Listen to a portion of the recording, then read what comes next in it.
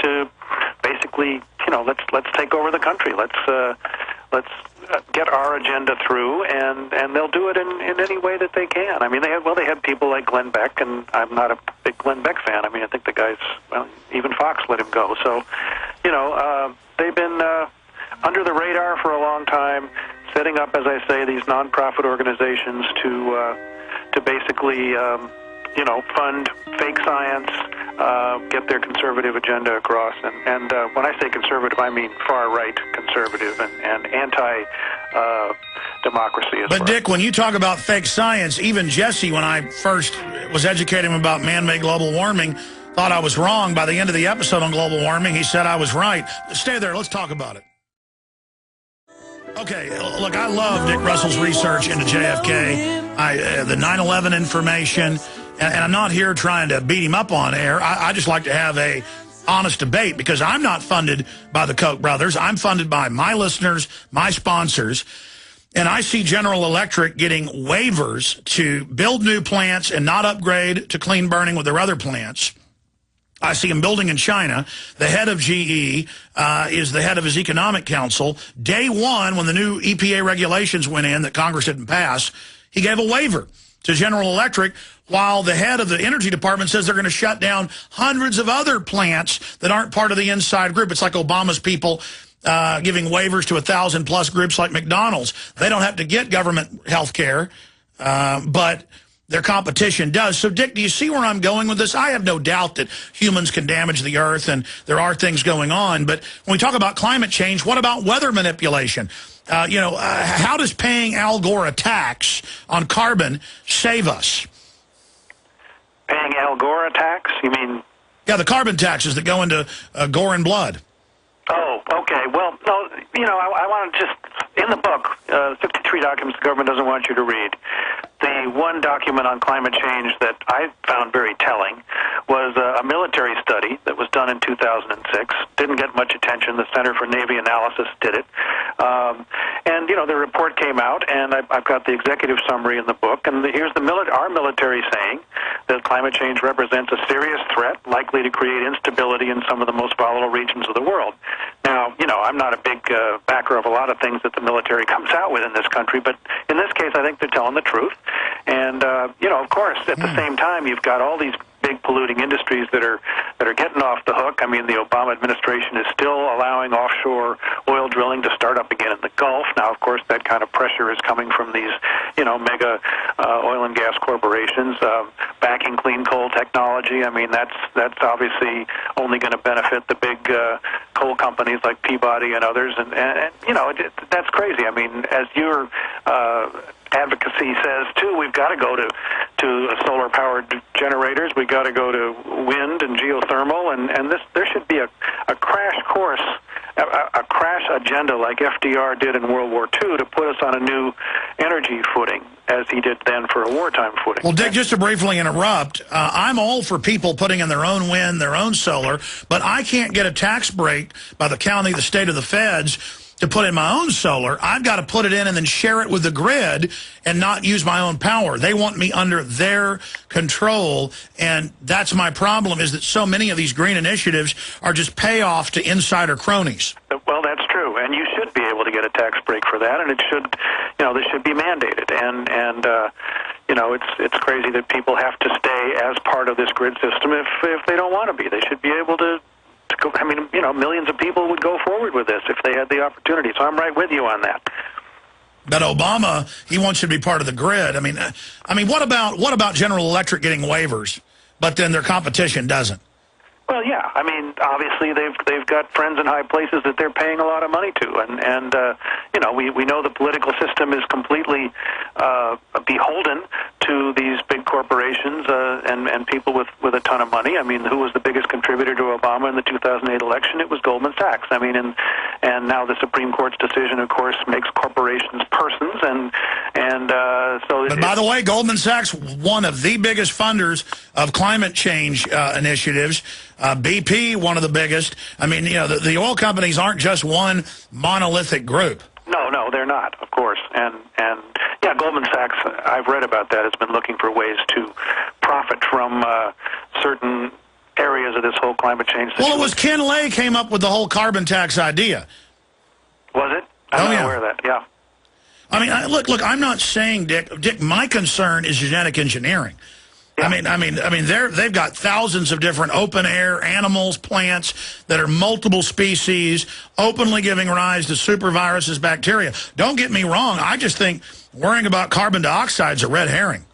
Well, I don't think so, but with you, I am totally, I mean, this whole genetic engineering, the Monsanto world, and the way that they screw over the organic farming industry, and it's all got to be, the seed has got to come from Monsanto, and I'm sure you've talked about this on your shows. I mean, they have a huge monopoly, and this whole biotech realm is really scary, and yeah, people should be paying attention to that. I mean, people are not paying attention. The reason that I put together with Governor Ventura this book of 63 documents the government doesn't want you to read is because people have got to wake up. They've got to realize, number one, there's an awful lot going on today that you may have no idea about because it's not in the mainstream media. Dick Russell, stay there. We got a long segment coming up. We're going to get into the book and the 63 documents they don't want you to read on the other side. The book's available at Infowars.com, listeners.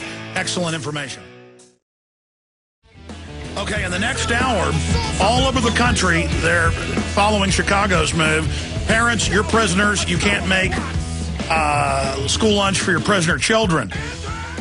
Also, the state's coming in, not just at public schools now, but they're telling private camps, you're not playing softball. You're not playing tag. You're prisoners.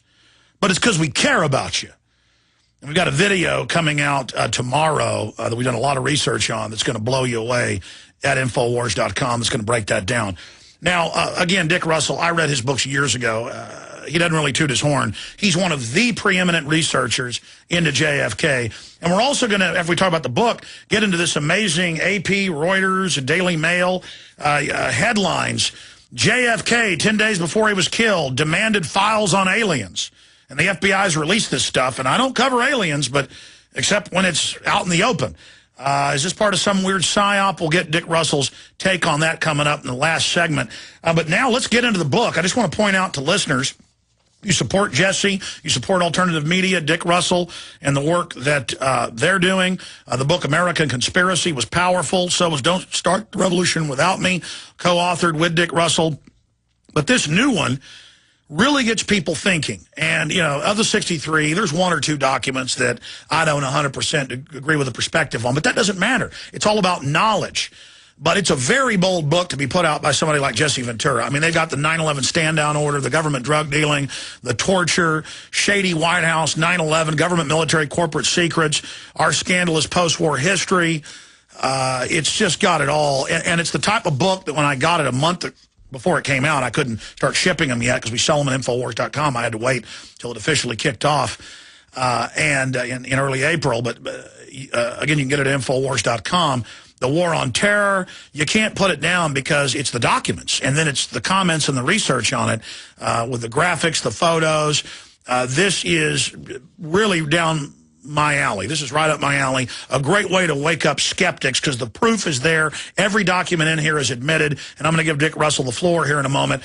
But if you want to support the alternative media and what we're doing and get a book that'll inform you to a higher level, then you can pay forward and give to others. You can get the book discounted at Infowars.com. And you can also get with it discounted the new book that's only available at Infowars.com by Mark Dice, titled Big Brother, the Orwellian Nightmare Come True, paralleling 1984 that we know is a vision of a tyranny by somebody that witnessed it via the Soviets and the British and the Nazis, Eric Blair, a.k.a. George Orwell, with what's now currently been put into place and then what's coming in the future. Very powerful book. When you get both books together, you can get one of my best-selling films of your choice, Obama Deception, Endgame, Fall of the Republic, absolutely free, Infowars.com. And your purchase of the books, the videos, makes the show possible. Also, we're not going to print any more of these. When they're gone, they're gone. It's a limited edition, V for Victory, You Are the Resistance shirt. It's our best seller. But I said it's a limited edition, so I follow my word. If you want it, we still got it in all sizes. Also, the Draft Ron Paul 2012. He's going to pretty much be announced in the next few weeks. As soon as he announces, we'll sell out of what we got, and that's it. Collector's item, Draft Ron Paul 2012, Infowars.com. Wear the shirts. Meet like-minded people. Just wait till you do it. A bunch of other great shirts at Infowars.com. The ball caps, the bumper stickers, the citizen rule books put free in every order. Infowars.com, or call toll-free 888-253-3139. Or you can write to us, P.O. Box 19549, Austin, Texas 78760. And we're also streaming live video at prisonplanet.tv. Going back to Dick Russell, co-author of 63 Documents the Government Doesn't Want You to Read, dickrussell.org. Dick, you've got the floor. Break down the book, why you wrote it, what you think is the most powerful info in the book. Yeah, thanks, Alex, and thanks for your kind words about it. I mean, we started thinking about doing a book like this long before WikiLeaks happened, which was, of course, about 4 or 5 months ago. And the big thing is the tremendous secrecy in our government. I mean, I don't know if people know this, but there are 16 million documents being classified top secret by our government every single year. And there are, close to 1 million American citizens now with top secret clearances, and the number of secrets that are being classified went from, I think it was 5.5 million in 1996 to 55 million last year. I mean, it's just crazy what's being kept from us. And what Jesse Ventura and I did with this book was to go through this is all public domain material. And in other words, we're not reprinting except for the WikiLeaks documents that are in the book, and there are some of those documents that are, we stole from the government or something. I mean, we didn't.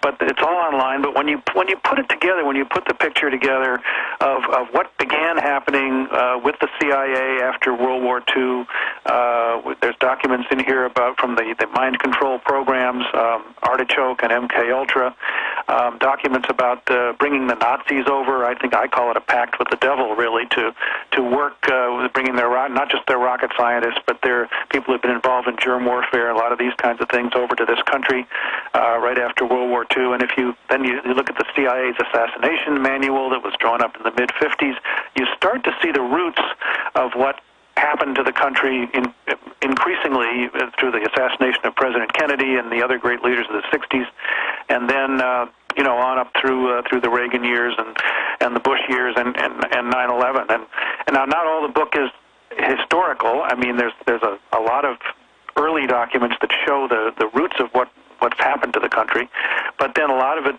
is about what's going on today, and today being the things that you mentioned earlier. I mean, like, what's the origins of the civil disturbance plan for this country to possibly impose martial law if it became, quote, necessary because of terrorism, the emergency detention camps and this civilian inmate labor program that exists, and these are real things, and the documents behind them are in the book.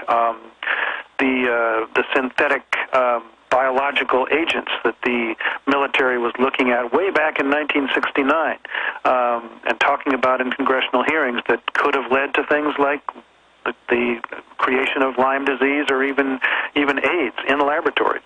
The testing that's being done on our own troops, Gulf War syndrome. 250,000 veterans affected by Gulf War syndrome. The government they've known about this. They knew what these kind of chemicals were going to do, and yet this has gone on. And so the book covers, I don't know how many documents are in it. Well, there's 63, of course. That's what, and we chose the title 63 because that was the year that John F. Kennedy was assassinated, and things really began to change in this country. And in fact, the book begins with a quote from Kennedy, which says, "There's little value in ensuring the survival of our nation if our traditions don't survive with it. And there is very grave danger that an announced need for increased security will be seized upon by those anxious to expand its meaning to the very limits of official censorship and concealment." He was warning about that before he was killed. And that's common sense for anyone that studied modern civilization, ancient civilization. We know the path we've gone down, and now we're very deep into it, is classical tyranny, and the most vicious, oppressive, ruthless, Orwellian version I've ever seen. And people like Obama, Bush, these are just front puppets. This private corporate oligarchy that you talked about, their end game, Dick, is population reduction. And I know your book gets some into the secret experimentation. But going back to one of the issues that you mentioned earlier on, and that was all these